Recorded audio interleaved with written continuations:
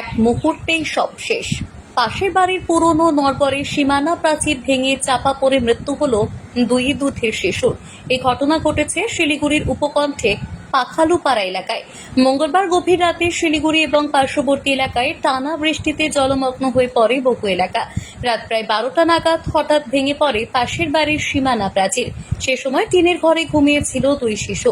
মুহূর্তের মধ্যেই তাদের উপর চাপা পড়ে দেওয়াল।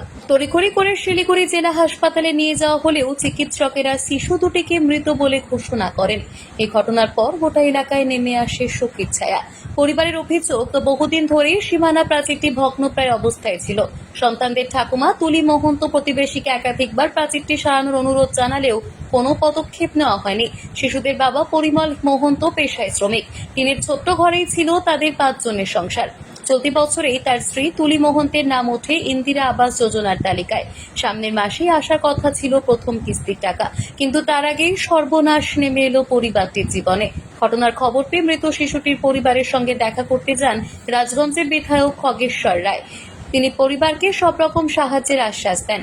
পাশাপাশি ইন্দিরা আবাস যোজনায় কেন্দ্রীয় বঞ্চনার অভিযোগ তুলে বলেন, প্রয়োজনীয় তালিকা পাঠানোর পরও বরাদ্দ আসতে দেরি হচ্ছে। এর দায় কেন্দ্রীয় সরকারের। তবে রাজনীতিকে দূরে সরিয়ে স্থানীয় বাসিন্দারা এই দুর্ঘটনার জন্য প্রতিবেশীর অবহেলাকেই দায়ী করছেন। বৃহস্পতিবার সকালে 2 শিশুর মরদেহ নিয়ে যাওয়া হয় স্থানীয় শ্মশানে। সেখানেই সম্পন্ন হয় শেষকৃত্য। এই বাড়িতে আবার 3 বছর আগে বাড়িটা পুড়ে যায়, 2 বছর আগে। তখনই যদি পেয়ে আজকে বাংলা আবাস যোজনার টাকাটা যদি বন্ধ না করতো, আজকে কেন্দ্রীয় সরকার যেটা বন্ধ করে, এটা কিন্তু আমাদের ন্যায্য পাওনা। পশ্চিমবাংলার যারা গরিব মানুষ, 100 দিনের কাজের টাকা, বাংলা আবাস যোজনার টাকা আমাদের ন্যায্য পাওনা, ন্যায্য অধিকার। সেই ন্যায্য অধিকারকে আজকে বঞ্চিত করে রেখেছে আমাদের ভারতবর্ষের প্রধানমন্ত্রী নরেন্দ্র মোদী।